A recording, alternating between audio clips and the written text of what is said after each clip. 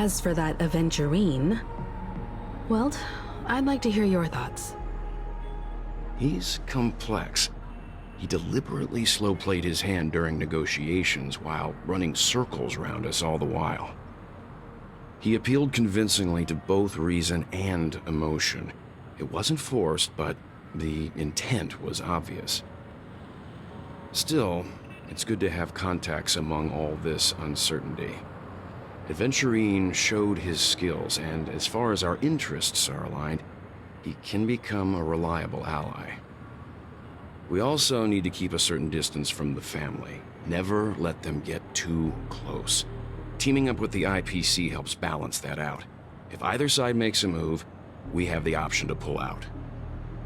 So you suggest accepting Aventurine's proposal to team up? Yes.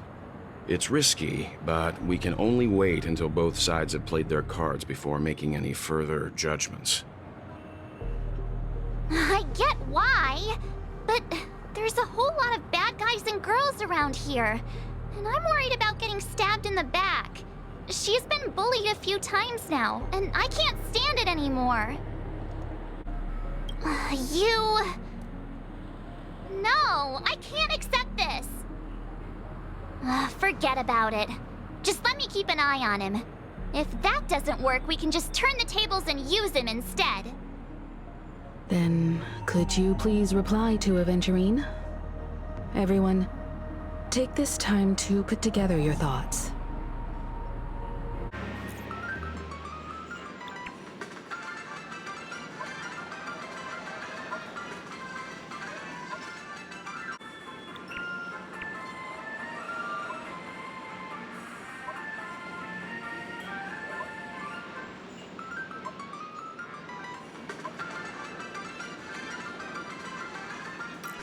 Looks like Aventurine is happy with this outcome. Let's tell everyone about it.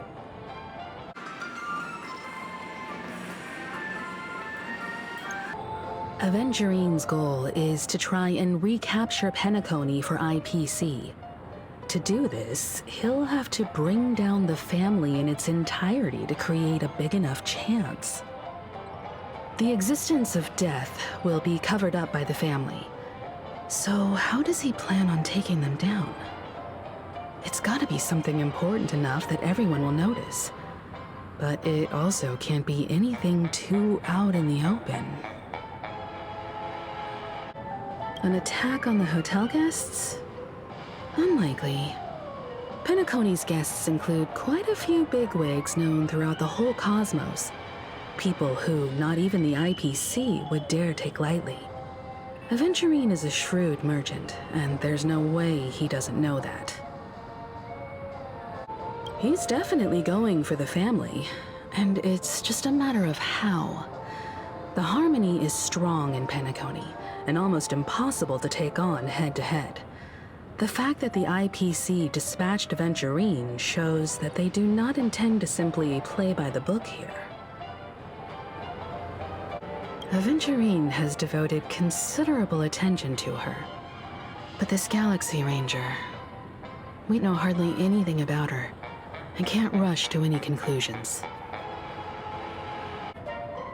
I was also considering this possibility, especially because he respects you so much, and has sought you out before a few times. Perhaps he's also unsure of your intentions and is probing you. I'm just speculating. In any case, we have to be careful when handling Aventurine.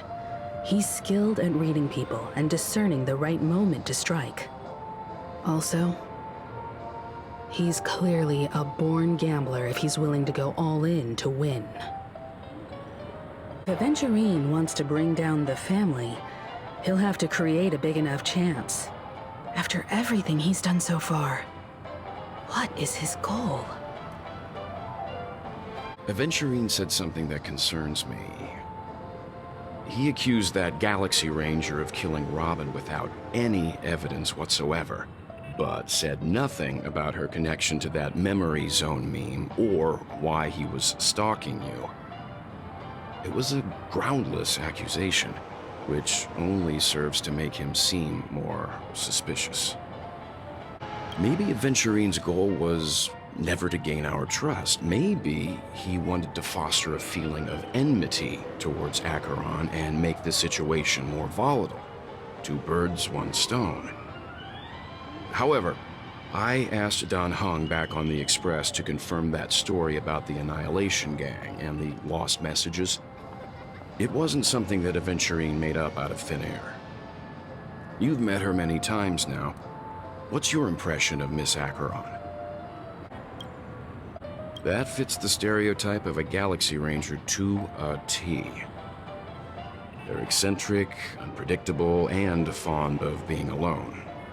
No wonder she's a suspect. Happens. Please don't place all your trust in Aventurine. We cannot afford to be manipulated by him.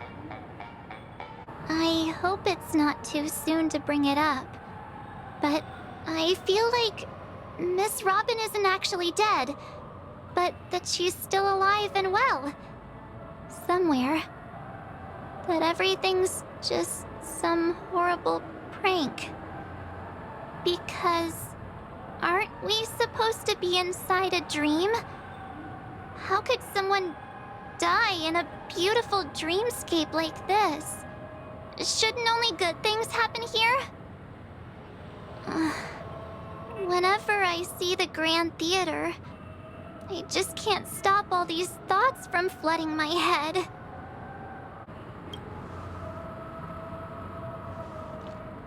No. After all, they've brought everyone this sleepy dreamscape, which everyone loves. I just feel like I'm starting to understand them less and less. Everyone's still having a great time out there on the streets. Nobody knows what's happened. It's all so unreal. As if Firefly, Miss Robin, and us we're all outsiders from another world. Aw, what a mess. I really want a nice cool drink of soda to help me calm down. But then I'd be just like everyone else out on the streets. Looks like Aventurine doesn't need anything else. Let's turn our attention to the family's assignment for now. Himiko, what do you think? Among our current clues, the two murders that she witnessed are the most directly connected. I suggest starting here. One thing I'm curious about is, if a person dies in a dream, what happens to them in real life? Seeing as we're at the family's behest, why not pop back out to reality and verify Miss Firefly's situation back at the hotel? Perhaps we could also make a few inquiries about her while out there. How about we split off into two groups? There are still some things worth focusing on inside the dreamscape. I'll investigate those, and we can link up again later. Worth focusing on? Oh. No problem. I'll leave it to you then. Huh? Aw, I thought I'd finally get to see Himiko and Mr. Yang go out on a mission together. Oh well. Take care then, Mr. Yang. I will. Keep in touch.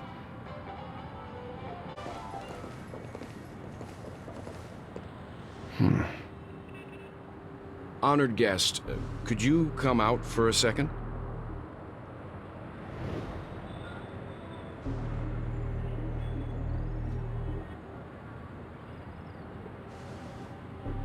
I'd be embarrassed too, getting stared at like that. Forgive me.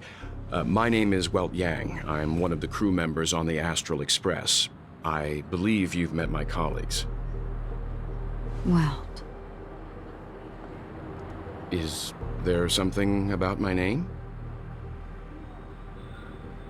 first, don't you want to know my name? I already do, Miss Acheron. You're a prominent figure in Penacony. What are they saying about me? Some claim that you're the real culprit behind these murders. that the Annihilation Gang's tragic fate at the banquet was a result of your blade. And that you're now attempting to unleash another bloodbath on Penacony. The Annihilation Gang. Ifrit of Everflame Mansion. Tragic fate.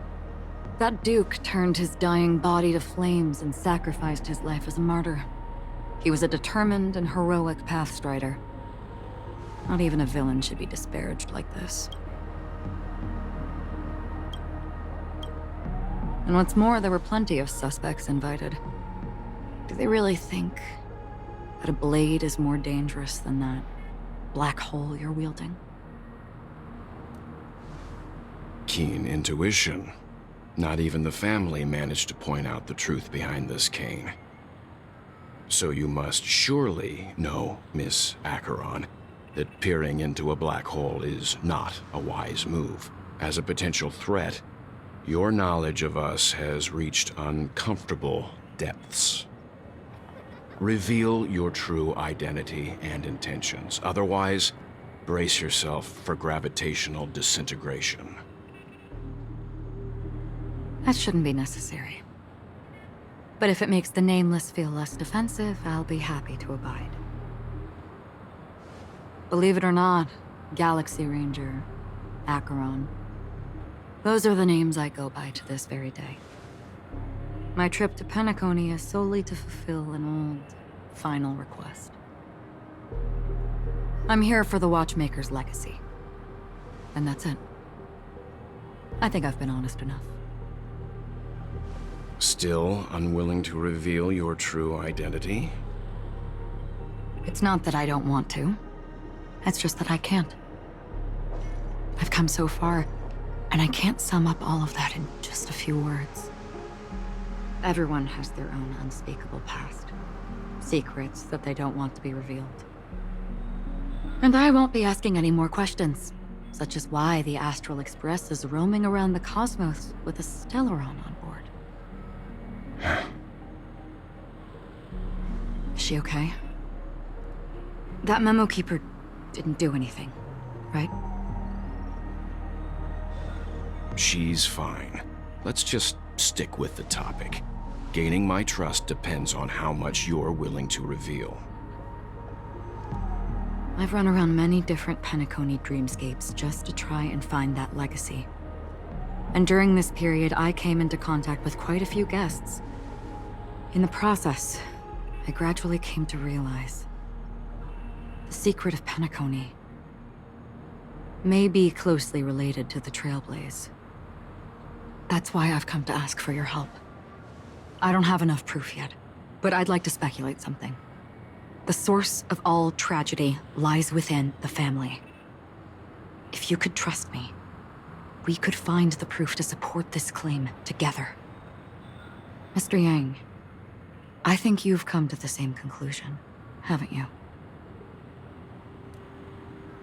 Let's leave it at that. For now, I'll choose to believe that you bear no hostility. Share your findings with me, and me alone. I don't want vague conjecture to interfere with other people's judgments before we find solid proof.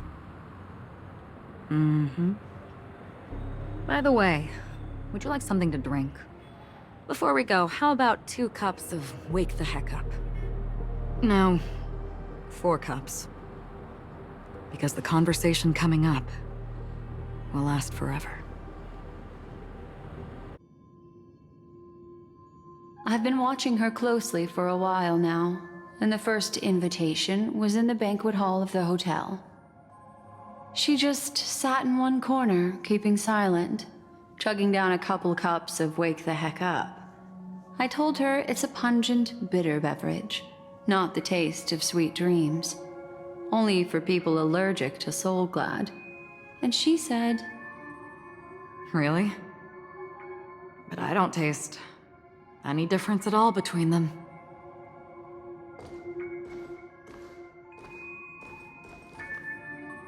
the guest rooms are charmingly minimalist. An aesthetic you share, Miss Acheron.